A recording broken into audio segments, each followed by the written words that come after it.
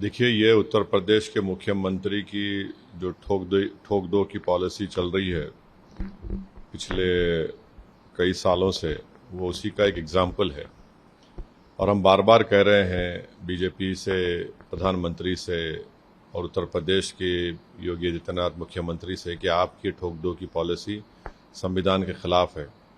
आप उत्तर प्रदेश को चलाइए संविधान से, रूल ऑफ लॉ से चलाइए, रूल बाय गन से मत चलाइए, क्योंकि एक बार अगर कोई गलत चीज़ का आप आगाज़ कर देंगे तो वो गलती चलते रहेगी और कोई भी किसी को उठाकर गोली मार देगा। अब आप हमको ये बताइए कि अगर उन दो लड़कों की बहन वो वीडियो जारी नहीं करती कि मेरे दोनों भाई को और एक परिवार के शख्स को सुबह 4 बजे पुलिस आकर उठाकर लेकर गई, तो क्या होता था अभी तक।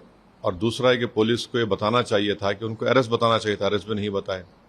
और फिर जहां पर हादसा हुआ और उससे 70 किलोमीटर दूर ले जाकर हथियार छुपाता है अपना, और फिर जहां पर ये एनकाउंटर होता है वो कितनी दूर है उस हथियार दस्तयाब करने की जगह से। तो ये सरासर गलत है। ये एक संविधान की धज्जियां उड़ाई जा रही हैं। और आज तक क्या किसी ने देखा ऐसा वीडियो कि आप जिस पर गोलियां चला रहे हैं उनसे सवाल किया जा रहा है कि तुमने ऐसा क्यों किया, और वो जिसके पैर में गोली लगी वो कह रहा है कि हाँ सर, हमसे गलती हो गई, हम दोबारा नहीं करेंगे। तो ऐसा दिख रहा था कि कोई नेटफ्लिक्स पर कोई पिक्चर चल रहा है। यानी जो भी स्क्रिप्ट राइटर है उसको तो अपनी नौकरी छोड़कर, तो सरकार को छोड़कर उसको जाना चाहिए नेटफ्लिक्स में, उसको बहुत पैसे मिल जाएंगे। और दूसरा ये कि हम तो स्पोर्ट्स मंत्री से अपील करेंगे कि जो निशाने पे मार रहे हैं, 200 एनकाउंटर ऐसे निशाने पे मारे हैं, इनको ओलंपिक भिजाइए, भारत को गोल्ड मेडल सिल्वर मेडल ला लेंगे। एक मजाक बना के रख दिए। अच्छा, बहरेच में जो बाद में जो हिंसा हुई, दुकानें जलाई गई, अस्पताल जलाया गया, शोरूम जलाया गया, आपने कितनों गिरफ्तार किया। ये आप रिवेंज की जो सियासत राजनीति कर रहे हैं, इससे किसी का फायदा होने वाला नहीं है। गोपाल मिश्रा की यकीनन हत्या हुई है, इससे कोई इनकार नहीं कर सकता, मगर आप ले जाकर गोली मार देंगे। अरे भाई, अगर प्रूफ है तो सजा दिलाइए ना। कोर्ट किस लिए है, बीएनएस किस लिए है, ये सब किस लिए बनाया गया है। अगर आप ही खुद जज बन जाएंगे, आप ही खुद फैसला सुनाएंगे, एग्जीक्यूशन बनेंगे, तो फिर कोर्ट की, संविधान की, कानून की जरूरत ही नहीं है। ये तो बहुत गलत हो रहा है और ये एक तरफा और हेटरेट बताई जा रही है एक समुदाय के खिलाफ। सर, महाराष्ट्र और झारखंड के चुनाव घोषित हो गए हैं। आपने झारखंड में पिछली बार चुनाव लड़ा, झारखंड में आपकी पार्टी ने काफ़ी एक्टिव रोल अदा किया था। तो झारखंड और महाराष्ट्र नहीं, हमारी पार्टी ने झारखंड के लिए जनाब आदिल हसन साहब को और जनाब रियाजुल हसन अफंदी जो MLC उनको भिजाया है। वो वहाँ पर जाकर देखेंगे कितने क्या करना चाहिए, कितने सीट लड़ना चाहिए, नहीं लड़ना चाहिए। और फिर अख्तर उल ईमान साहब, बिहार में भी बाई इलेक्शन है, यहाँ पर भी वो भी इसके जिम्मेदार रहेंगे। जहाँ तक महाराष्ट्र का मामला है, हमने 5 कैंडिडेट्स का ऐलान कर चुके हैं और भी कैंडिडेट्स के ताल्लुक से हमारी इम्तियाज़ जलील साहब की, अकबरुद्दीन ओवैसी साहब और जितने हमारे बड़े नेता हैं उनसे बातचीत चल रही है। ये टाइम बहुत कम है और हम लड़ेंगे महाराष्ट्र का चुनाव। हमारे 2 विधायक वहाँ से ऑलरेडी जीत कर आए, 2 हैं। हमारी कोशिश होगी कि हम और हमारे विधायक की संख्या को बढ़ाएं और साथ ही साथ हम ये भी उम्मीद करते हैं कि महाराष्ट्र की जनता दोबारा फडणवीस शिंदे की सरकार को अपना एतमाद नहीं देगी। मगर हमारी पूरी कोशिश यही है कि MIM पार्टी के MLAs की तादाद में इजाफा हो, इम्तियाज़ जलील की लीडरशिप में हमारे ज़्यादा तादाद में MLAs जीत कर महाराष्ट्र की विधानसभा में गरीब और मजलूमों की आवाज़ को बुलंद कर सकें, उनकी इंसाफ की लड़ाई को लड़ सकें और हर समुदाय का एक सियासी आवाज़ होनी चाहिए। हम वो कोशिश कर रहे हैं। सर, यूपी में भी 10 सीटों पर 9 सीट 9 पे अनाउंसमेंट हुआ है चुनाव का, एक रोकी गई है क्योंकि कोर्ट में मामला। हाँ, तो हम हमारी बहन मोहतरमा पल्लवी पटेल साहिबा के साथ इस चुनाव में जाएंगे, लड़ेंगे। और जहाँ तक मुझे हमारे उत्तर प्रदेश के अध्यक्ष ने बताया है कि 2 सीट पर हम लड़ेंगे और बाकी सीट पर जो हमारी बहन पल्लवी पटेल तय करेगी वो लड़ेंगे, पर हम लोग साथ मिलकर लड़ेंगे ये बाई इलेक्शन। सर, लेकिन जो पिछले हरियाणा और जम्मू कश्मीर का चुनाव को देखें तो आप क्या, जो रिजल्ट आए उसमें कहीं ना कहीं इंडिया अलायंस की यूनिटी नहीं दिख रही है। जो कमोवेश आप भी विरोध करते रहे हैं, एनडीए एनडीए के विरोध करते रहे, वो लोग भी एनडीए के विरोध में हैं, लेकिन जो एनडीए के विरोध का एक बहुत बड़ा धड़ा है इंडिया अलायंस, उनकी यूनिटी को आप कैसे देखते हैं बात और राजनीति की?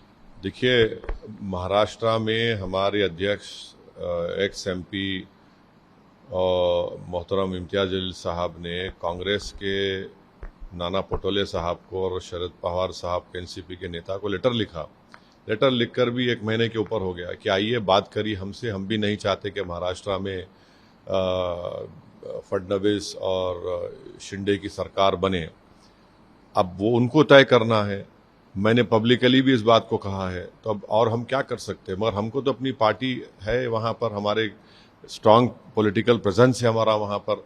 और आज से 3-4 दिन पहले जो मराठा रिजर्वेशन के एक बहुत बड़े नेता हैं जनाब जरंगे पाटिल साहब से भी इम्तियाज जलील साहब जाकर बातचीत किए, बहुत देर उनसे बातचीत हुई।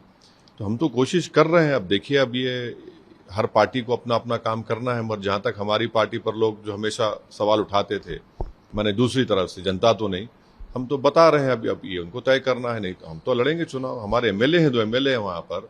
बैकुल्ला में हमारा एक एक्स एमएलए था, हम और कई ऐसी विधानसभाएं जहाँ पर हम लोग दूसरे पोजीशन पर आए थे पिछले विधानसभा के चुनाव में। तो हमको तो अपनी पार्टी के लिए तो लड़ना पड़ेगा।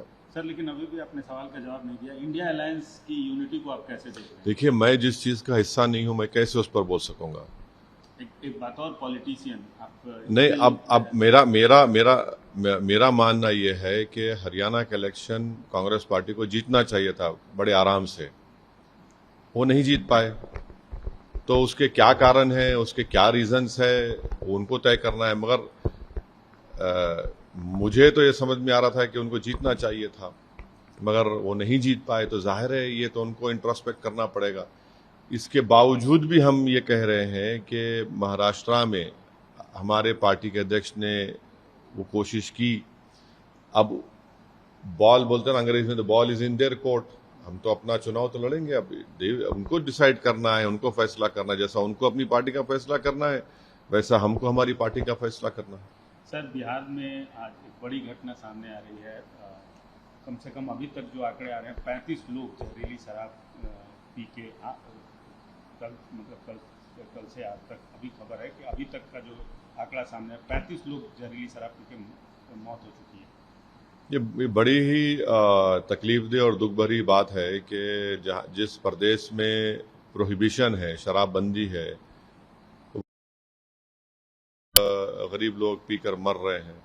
तो इससे बात मालूम हो रही है कि वो प्रोहिबिशन कोई जिस तरीके से होना चाहिए नहीं हो रहा है। बराबर वहाँ पर शराब मिल रही है, और ये जो पूरे स्मगलर्स हैं, ये जो माफिया है, ये मजबूत हो रहा है उससे। और एक वक्त आएगा ये लोग पैरेलल इकोनॉमी चलाएंगे।